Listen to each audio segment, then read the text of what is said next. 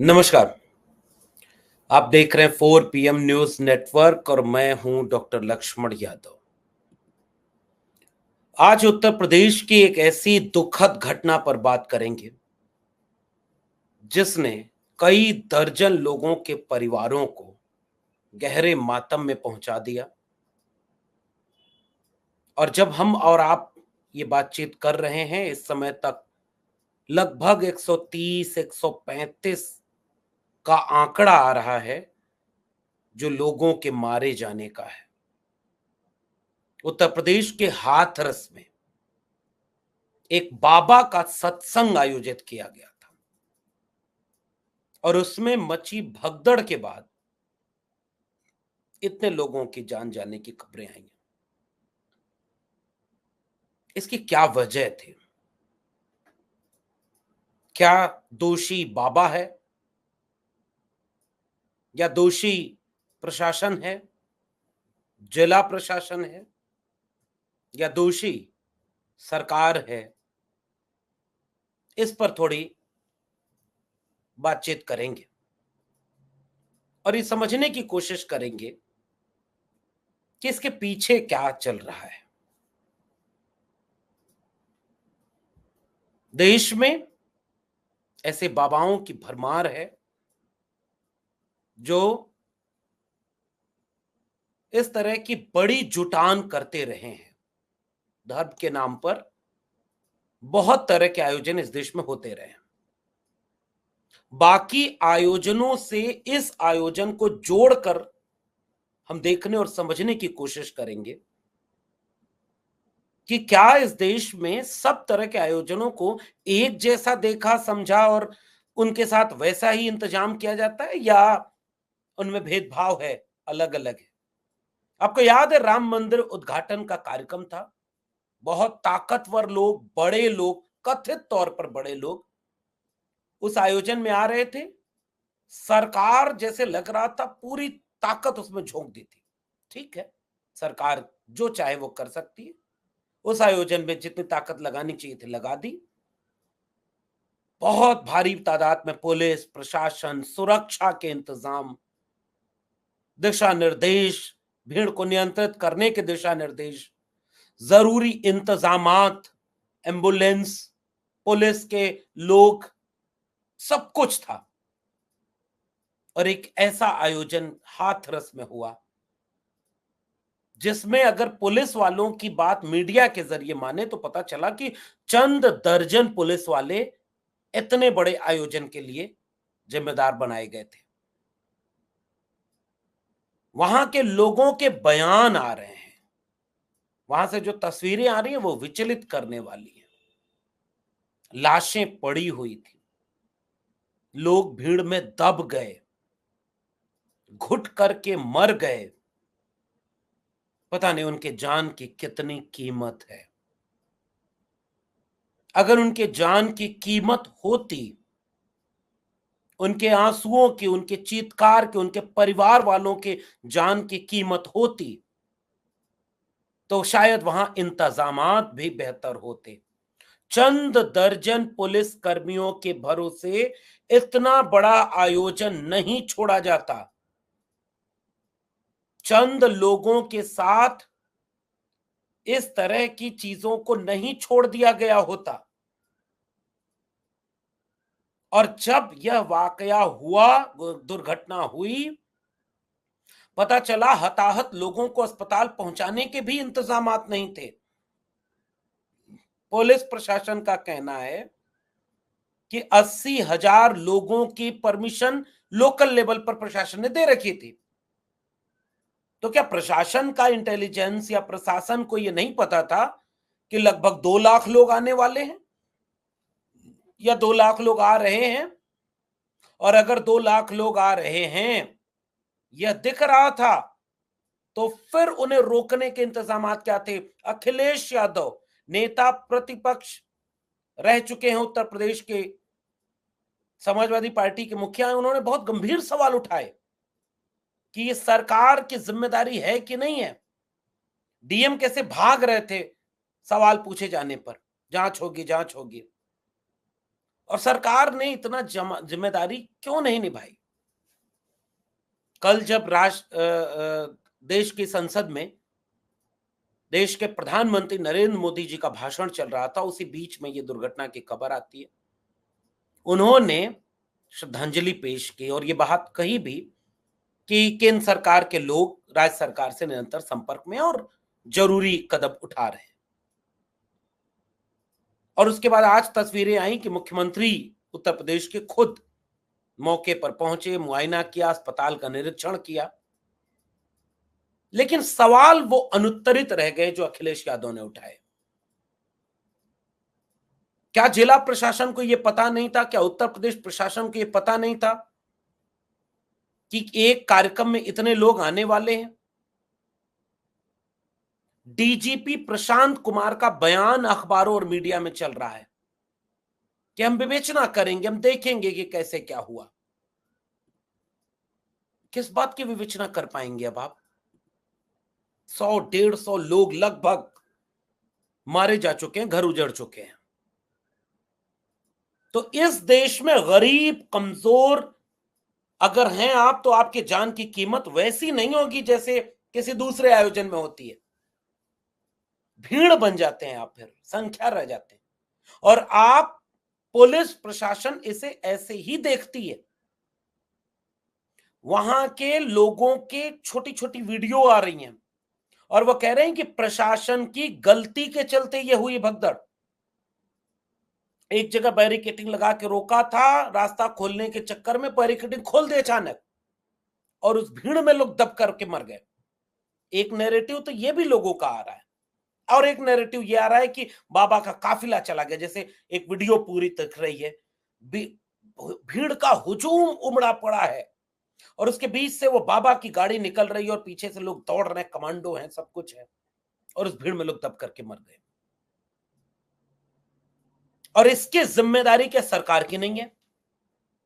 क्या इसकी जिम्मेदारी पुलिस प्रशासन की नहीं है? क्या इस देश में और बाबाओं के साथ भी ऐसा ही रवैया होता है? हमने तो चुनाव के पहले कुछ ऐसे बाबा देखे। एक बाबा है धीरेन्द्र शास्त्री, कथा कहता है, ऐसे ही बहुत सारी उसके यहां भी भीड़ है। और वहां जब भी कोई कार्यक्रम आप देखेंगे ऐसा लगेगा कई जिलों की फोर्स लगा दी जाती है, इतने इंतजाम किए जाते हैं। इन बाबाओं में फर्क होता है क्या? ये मैं आपसे जानना चाहता हूं। मल्लिकार्जुन खड़गे जो नेता प्रतिपक्ष है राज्यसभा में, उन्होंने बहुत गंभीर सवाल उठाया, कहीं हम अंधश्रद्धा की तरफ तो नहीं जा रहे? उन्होंने एक सवाल तो उठाया कि पुलिस प्रशासन और सरकार की भूमिका क्या है, और दूसरी तरफ उन्होंने ये गंभीर सवाल उठाया कि क्या ये देश अंधश्रद्धा की तरफ तो नहीं जा रहा? 18 साल पहले वीआरएस लेकर के एक आदमी ये घोषणा कर दे कि अब उसे इल्हाम हो गया है, भगवान मिल गए हैं, भगवान प्राप्त हो गए हैं, अब वो प्रवचन करेगा और प्रवचन करेगा तो वो सब पाप पुण्य मोक्ष जीवन मरण सब कुछ उसे पता है। और गरीब, अशिक्षित, बेबस, लाचार, वंचित, शोषित भीड़ इस देश में अब इतनी कमजोर पहले ही कर दी गई है क्योंकि उसे उसके जीवन की बुनियादी सरोकार हासिल नहीं है। उनके परिवारों में शिक्षा नहीं पहुंची, डिग्री वाली नहीं, चेतना वाली, और बीमारी पहुंच गई, गरीबी पहुंची हुई है। तो एक परिवार जो बेबस है, लाचार है, गरीब है, उसके घर में 2 लोग बीमार भी होंगे, अभाव है, और दूसरी तरफ से अंध आस्था पहुंची हुई है, पाखंड पहुंच गया है। तो जब पहले से ही कोई शिक्षा नहीं है, रोजगार नहीं है और गरीबी, भुखमरी, बेकारी, बीमारी पहुंच गई, तो ऐसे परिवारों में लोग हर उस जगह पहुंच जाते हैं जो ये दावा करे कि उसने प्रभु को पा लिया, मालिक खुदा भगवान को चला गया और वो खुद खुदा बन जाए। तो उस लाचार बेबस भीड़ को किसने तैयार किया?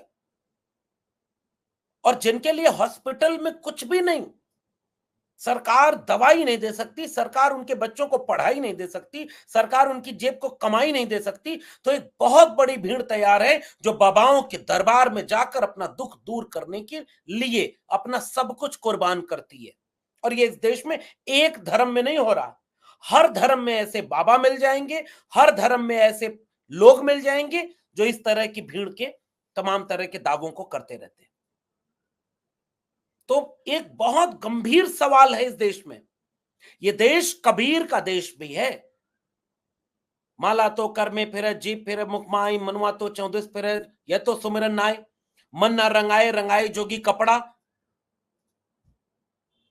ये जो पाखंड अंधविश्वास के खिलाफ इस देश में एक लड़ाई लड़ी गई थी, इस देश में चेतना ज्ञान की बात की गई थी। मोको कहां ढूंढे रे बंदे, मैं तो तेरे पास में, ना मैं मंदिर ना मैं मस्जिद ना काबे कैलाश में, ना मैं जप में ना मैं तप में ना मैं व्रत उपवास में, खोजी हुई तो तुरते मिलियो पल भर की तलाश में, कहे कबीर सुनो भाई साधो मैं तो हूं विश्वास में।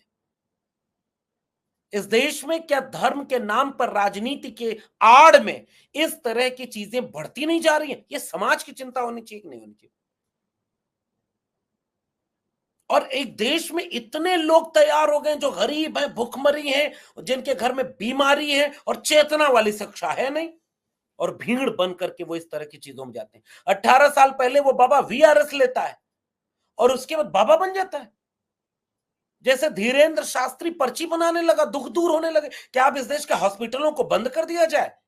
क्या इस देश के शैक्षणिक संस्थानों को बंद कर दिया जाए? अब शिक्षा में स्कूल से, विश्वविद्यालय से, हॉस्पिटल से दुख दर्द दूर नहीं होगा। अंधश्रद्धा किसी भी समाज के लिए खतरनाक होती है। श्रद्धा और अंधश्रद्धा का फर्क समझना होगा। लेकिन अब क्या करें साहब, हम तो ऐसे देश में जी रहे हैं जहां एक पार्टी के लिए कहा जाए अगर कि आप हिंदू होने का ढोंग दिखा रहे हैं और हिंसा अन्याय अत्याचार बढ़ाते हैं, तो उसको पूरे हिंदू समाज से जोड़ करके उत्पात किया जाता है और देश के प्रधानमंत्री तक बोल देते हैं कि हिंदू समाज का अपमान है।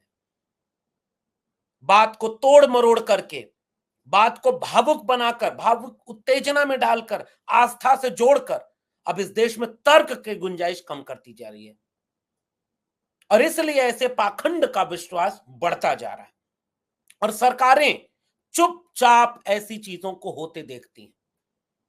मान लीजिए बाबा है, अगर वो प्रवचन कर रहा है तो उसे पता क्यों नहीं था कि तुम्हारे यहां ऐसा भी होने वाला है?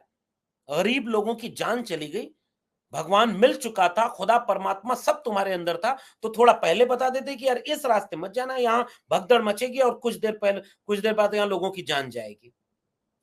बता देते, पहले भविष्यवाणी कर देते। जैसे धीरेन्द्र शास्त्री भविष्यवाणी पर्ची बना देता कि तुम्हारे भाई के ऊपर एफआईआर होगी और जेल जाएगा क्योंकि वो मारपीट कर लिया था। अब उसकी भी एक वीडियो आ रही है, वो कह रहा है कि नहीं भाई घर में रहो। लेकिन क्या इस देश में ऐसा नहीं देखा गया कि कई बाबाओं के कार्यक्रमों में कई कई जिलों की पुलिस लगा दी जाती है और प्रायोजित करके ऐसे कार्यक्रम चलाए जाते हैं, टीवी पर लाइव टेलीकास्ट दिखाया जाता है, उन बाबाओं की भीड़ को ऐसे प्रचारित किया जाता है बड़े बड़े मीडिया में बैठ करके, जैसे उनके ऊपर चमत्कार हो गया है क्योंकि वो कोई शास्त्री हैं, कोई चौबे हैं, कोई त्रिपाठी हैं। क्या ये फर्क भी इस देश की सरकारें, लोग ऐसा नहीं करते क्या? और अगर इस देश के एक प्रदेश के मुख्यमंत्री को, प्रदेश के डीजीपी को, प्रदेश के मुख्य सचिव को, जिले के डीएम को, एसपी को क्या इस बात का पता नहीं था कि ये भी एक कार्यक्रम हो रहा है और इसमें लाखों की भीड़ आने वाली है? तो फिर उसका इंतजाम कर लेते। इसलिए जिम्मेदारी किसकी है?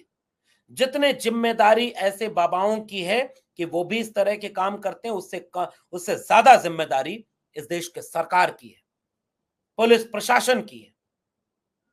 अब गिरफ्तारी की बात की जा रही है, किसको गिरफ्तार करोगे? जेल में तो इस देश में ऐसे भी बाबा हैं जो बलात्कार के आरोप में जेल में, हत्या के आरोप में जेल में, और जो जब बाहर थे तो प्रभु थे, भगवान थे, खुदा थे। मैंने पत्थर से जिनको बनाया सनम, वो खुदा हो गए देखते देखते। एक प्रगतिशील परंपरा इस देश में पहले से रही है और अंधश्रद्धा अगर किसी समाज में बढ़ेगी तो वो विनाश करेगी। आस्था कबीर की भी है, आस्था रविदास की है, आस्था बुद्ध के यहां भी है, आस्था फूले के यहां भी है, लेकिन वो आस्थाएं अंधश्रद्धा की नहीं है, दिखावा आडंबर पाखंड की नहीं है।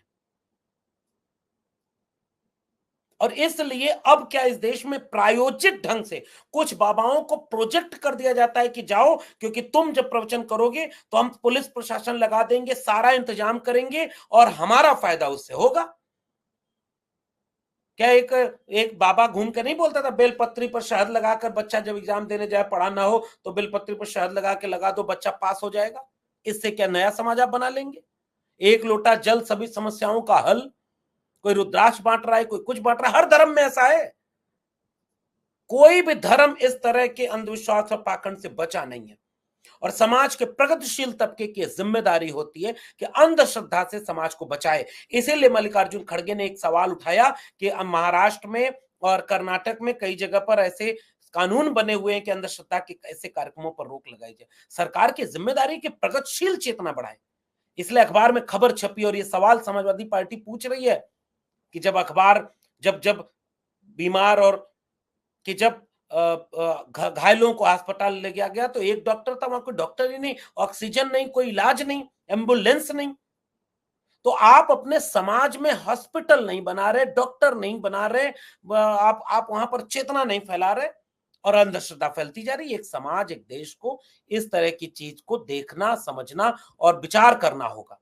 और इस बात का जरूर विचार करना होगा कि बाबा बाबा में फर्क होता है। कोई बलात्कार का आरोपी बाबा भी अगर जेल में जाएगा तो सवाल जनता पूछेगी। ऐसे बाबाओं के ऊपर भी एक सवाल पूछा जाना चाहिए। सत्ता प्रायोजित करके कई बार बाबाओं को खड़ा कर देती है। कबीर कलजुग कठिन है, साधन चीन है कोई, और कामी क्रोधी मस्खरा तिनका आदर होए। ये देश कबीर का देश है और मैं बार बार कह रहा हूं, कबीर वाली आस्था को बचाइएगा, वरना आपकी आस्था का दुरुपयोग करके कोई नेता बन जाएगा, कोई बड़े पद पर चला जाएगा, कोई बाबा बन जाएगा और आपके परिवार उजड़ जाएंगे। और सरकारें कई बार इस तरह को उजड़ने देती हैं। सोचिएगा, विचार करिएगा। शुक्रिया।